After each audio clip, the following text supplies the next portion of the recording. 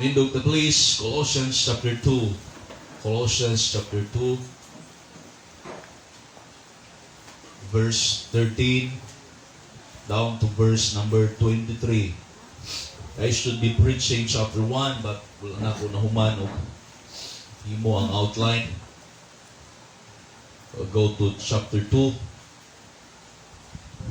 verses 13 to 23. Ato ning puli-pulihan sa pagbasa. Let's read responsibly. The Bible says in verse 13, "And you, being dead in your sins, and the uncircumcision of your flesh, hath He quickened together with Him, having forgiven you all trespasses." 14. Blotting out the handwriting of ordinances that was against us, which was contrary to us, and took it out of the way, nailing it in His cross. Having spoiled principalities and powers, made a show of them openly, triumphing over them in it. Let one another judge you in it, or in faith, or in respect of the Holy Week, or of the new moon, or of the Sabbath days, which are a shadow of things to come, but the body is of Christ. let no man beguile you for the word and immortality and worshiping of the angels, including to those things which ye have not seen, plainly occupied by the fleshly mind. Not holding the head, from which all the body by joints and bonds having nourishment ministered, and knit together increaseth with the increase of God.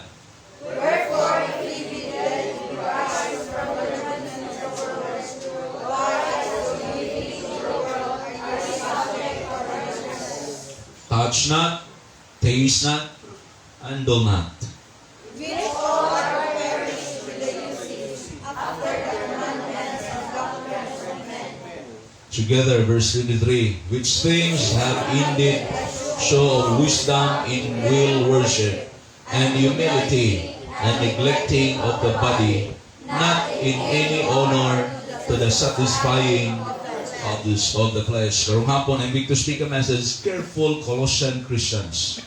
Careful Colossian Christians. Father, we thank you karong hapon. Salamat sa imong pulong. Once again, makasimba minimo. Thank you for your people. We pray, Father, muhang i-bless ang among malandong sa imong pulong. Salamat sa imong presensya. Karong hapon, kuyog namo. Help us, Lord, to be sensitive of your moving, your working upon our lives. Even, Lord, the message karong hapon, I pray that this will strengthen the faith of your people. This will encourage the spiritual life of your people. Help me, Lord, anoint my lips. Can do nothing without you. I commit to you, Lord, our time together as we learn together your words. This I ask and pray in Jesus' mighty name. Amen and amen. Take your seats, palihog. In the movie of Karate Kid, ako'y picture na there was a young man by the name Daniel. He asked Mr. Miyagi to teach him karate. He agrees to teach him all he knows about karate under one condition. Ingon si Mr. Miyagi, okay, tudluan ti ka, tanang hibalaan ako about sa karate, ako kang tudluan. But dunay kondisyon. What's the condition? Daniel must submit totally to his instruction and never question his methods. Gusto kong tudluan ti katanan, pero ang kondisyon, kinahanglan mo submitar ka totally. Unya, sa tanang pamaagi nga akong himuon, di ka mangutana. Amen. And so Daniel shows up the next day, eager to learn. He was excited. The first thing Mr. Miyagi has him to do is paint a fence. Gipapintal nun sa dito kural. Brush ang gihatag, paint brush. So, ayan gihuman. Mr. Miyagi demonstrated the precise motion for the job. Yang giingnan mao ni up, down, until the job was finished. And it took him several days to finish the job. Ilang sa kadlaw, many days. Usa na human siya pintal. Up, down. And then sa human niya pintal, he showed up again, wanting Mr. Miyagi to teach him all he knew about karate. And Mr. Miyagi asked him, okay, sige, gusto kang magkakaton o karate? Hinloy ang salok. Oh. Ang salok, skraba. Yan gipalampaso. So, sa paso, and many days, usa ni nahuman. Daniel wonders, the young man was wondering, and he asked the question, what does this have to do with karate? Gusto kong makakatog karate, papintal na nung ko niya gipa, lapaso man nung ko aning salok. And so, Daniel finally reaches his limit. Naman tayo limitation yun. Ano dun sa kantos, nang bungod sa, and iyang gi-confront si Mr. Miyagi and said, so I thought you were going to teach me karate. But all you have done is have me do your unwanted course.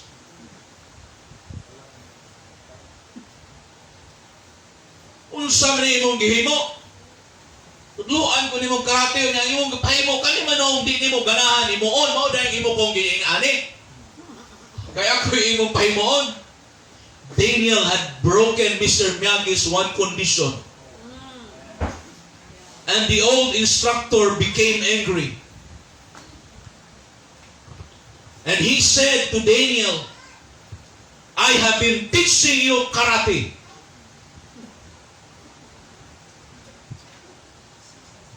Huh? Scrap by scrapping.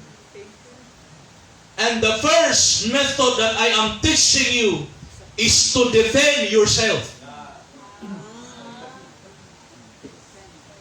Amen. Usahay di takakaton kay ang atong kaugalingon maoy number 1 na hinungdan. Amen. Usahay ang number 1 atong kontra ang atong kaugalingon. Amen. Defend yourself. Mr. Miyagi thrusts his arm at Daniel, who instinctively defends himself with an arm motion exactly like the use in painting fence. Katong actually ang gihimo niya, gipahimo ni Mr. Miyagi nga pintal, that is actually emotion nga naa sa karate. Amen? Amen. And then, katong gipahimo niya nga gipalampaso, that is actually part of how to kick.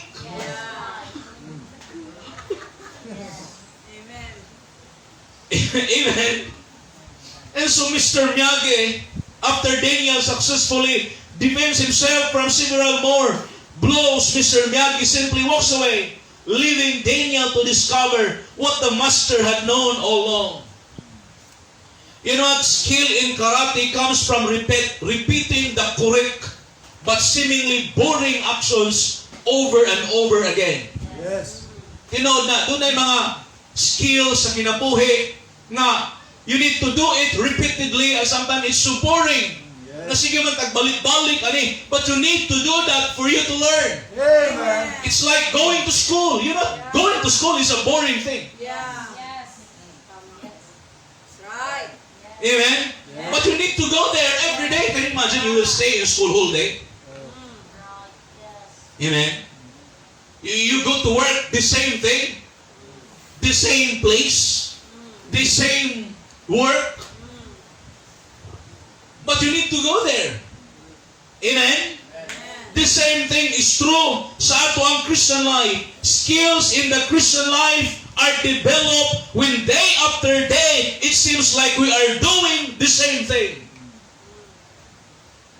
to church. Amen. Amen. Kaning pagkatong simbahan, mga igsunan, we need to do this over and over again. Amen.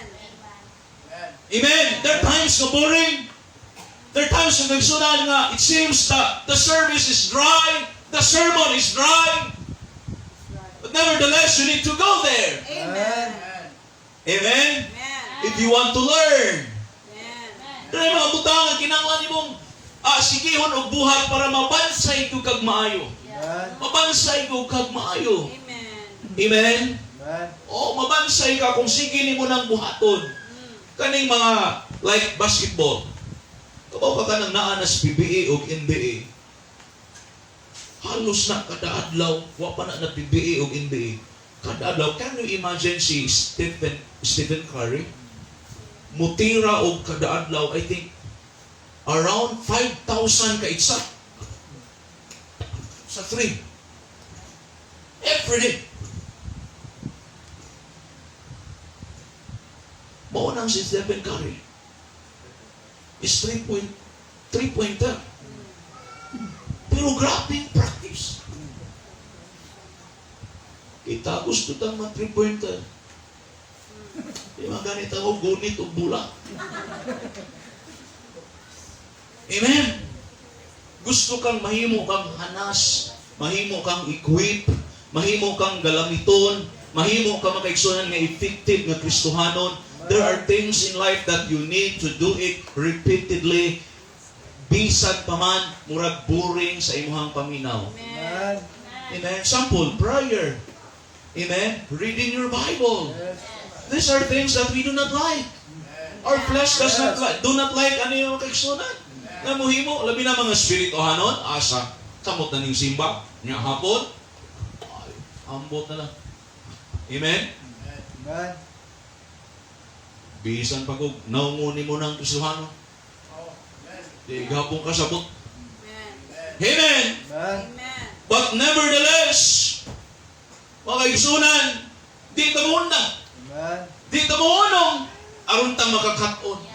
Ningon si Paul in Galatians 6 verse 9, and let us not be weary in well-doing, for in due season we shall reap.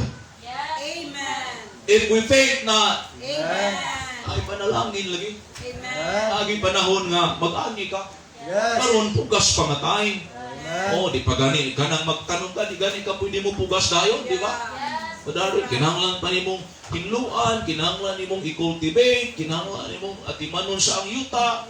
Usa ka makapugas, niya pagpugas, imong pagyunang atimanon, dugay kayo ang harvest time. Pero sigurado ko, as what the Bible teaches, nga basta naa kay gipugas, naa kay gitanong, naa kay anihon. In due season, if you faint not. Amen? Don't backslide. Amen. Don't go back to the world. Yes. Amen. Amen. Ay padala sa tentasyon sa yawa. Amen. Ay padala makiigsunan sa hunghong sa yawa. Yes. Ay padala sa tentasyon sa kalibutan. Amen. Don't faint not. Don't faint not. Doble to. Don't not bagyod.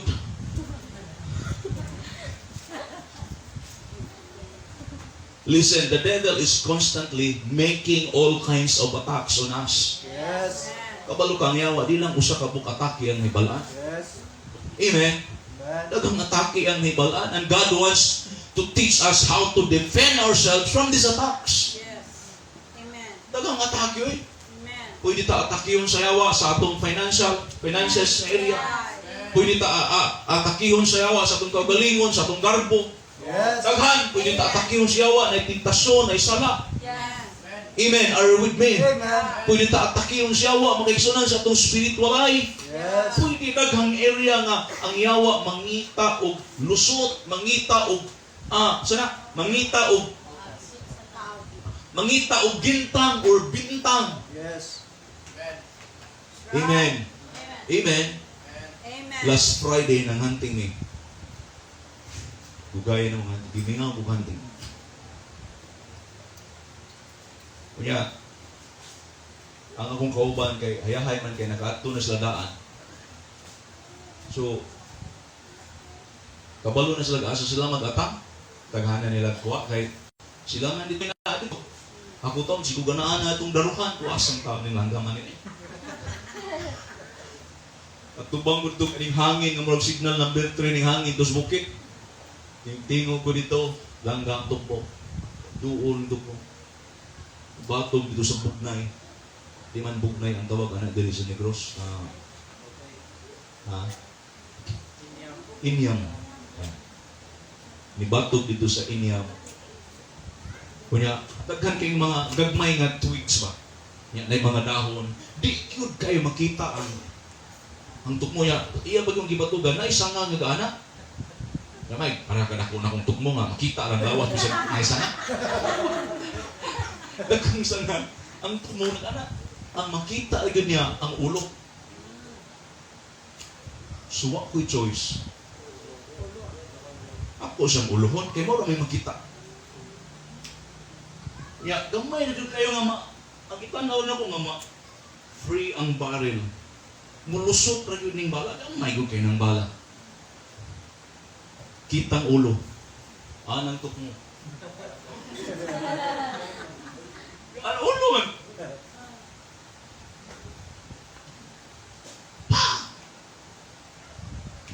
Ikang ka. Dito. Bungka, gangutok.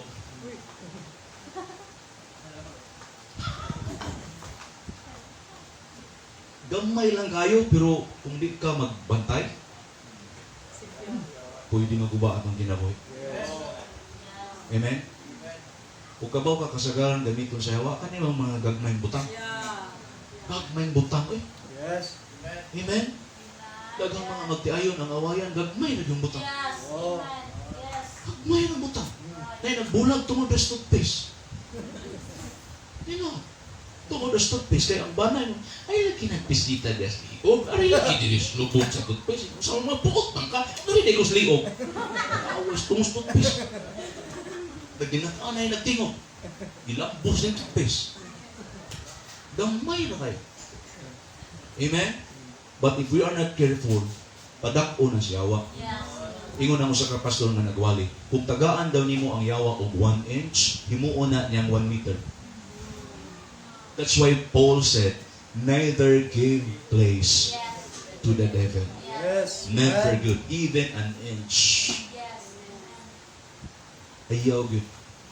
Kaya kung yawa, makasuksok ganit na, patay. Headshot juga. Amen? Amen. Oh, niya mo man ulo. Tirahon siyawa atong hunahuna ba? Tirahon na yan. Ikaduha atong kasing-kasing. Kani atong kasing-kasing. Kuyaw ni kayo.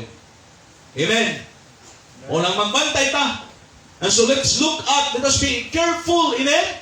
Amen? Careful ang tatang ng mga Kristohanon. And let's look at this passage karong hapon. Discover how we can daily live a victorious life in Christ. Nindot ang kinabuhi. Victorious. Amen. Dapat kung Kristohanon ta, victorious. Yan ta si pildi. Oy. Amen. Ako kay Kristo. There are two things. Dali, ano nga say kay duharan ni kapuntos. One, there are two things that for us to consider karong hapon. Number